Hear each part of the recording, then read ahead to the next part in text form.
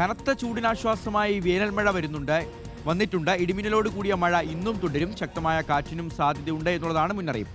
മഴയെത്തിയതോടെ പലയിടത്തും താപനില കുറഞ്ഞു. നാളെ കോട്ടയം, ഇടുക്കി, എറണാകുളം എന്നീ 3 ജില്ലകളിൽ ശക്തമായ മഴ പ്രതീക്ഷിക്കുന്നതിനാൽ യെല്ലോ അലർട്ട് പ്രഖ്യാപിച്ചിട്ടുണ്ട്. അശ്വിൻ ഡിയാഗോ നൽകും വിശദാംശങ്ങൾ.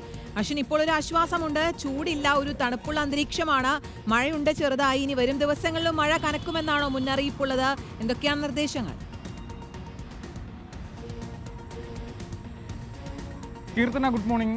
സൂചിപ്പിച്ചതുപോലെ തന്നെ സംസ്ഥാനത്ത് വരുന്ന 5 ദിവസം മഴ തുടരും എന്നൊരു മുന്നറിയിപ്പാണ് കേന്ദ്ര കാലാവസ്ഥാ വകുപ്പ് നൽകിയിട്ടുള്ളത്.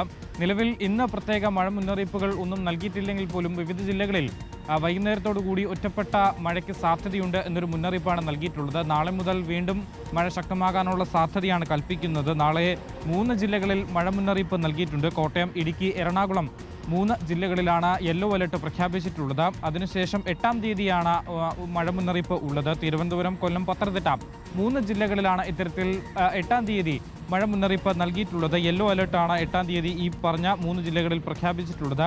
115.5 മില്ലിമീറ്റർ വരെ മഴ ലഭിക്കാനുള്ള സാധ്യതയാണ് കൽപ്പിക്കുന്നത്. മാത്രമല്ല, മഴയിൽ അതിശക്തമായ കാറ്റിനും ഇടിമിന്നലിനുമുള്ള സാധ്യതയുണ്ട്. അതിൻ്റെ ജാഗ്രതാ നിർദ്ദേശങ്ങളും KSDMA പുറപ്പെടുവിച്ചിട്ടുണ്ട്. മാത്രമല്ല, ഈ മഴ എത്തിയത് താപനില കുറയാൻ സഹായിച്ചിട്ടുണ്ട്. പലയിടങ്ങളിലും നേരത്തെ ഉയർന്ന താപനിലയായിരുന്നത് ഇപ്പോൾ ഈ വേനൽ മഴ കനത്തതോടുകൂടി തന്നെ അത് കുറഞ്ഞിട്ടുണ്ട്. അത് ഏറെ ആശ്വാസകരമാണ്. പക്ഷേ എങ്കിൽ പോലും ഈ ഇടവിട്ട ദിവസങ്ങളിൽ മാത്രമായിരിക്കും ഈ മഴയ്ക്കുള്ള സാധ്യതയുള്ളത്. മറ്റു ദിവസങ്ങളിൽ നല്ല ചൂടിനുള്ള സാധ്യതയുണ്ട്. അതുകൊണ്ട് തന്നെ 10 മണി മുതൽ വൈകുന്നേരം 3 മണി വരെ നൽകിയിട്ടുള്ള ആ ഒരു നിയന്ത്രണം അത് ഇപ്പോഴും തുടരുന്നുണ്ട്. ഈ സമയങ്ങളിൽ നേരിട്ട് രശ്മികൾ ഏൽക്കാൻ പാടില്ല എന്നടക്കമുള്ള ആ ഒരു നിയന്ത്രണം, തൊഴിലാളികൾക്ക് ഏർപ്പെടുത്തിയിട്ടുള്ള നിയന്ത്രണം അത് വീണ്ടും തുടരുകയാണ്.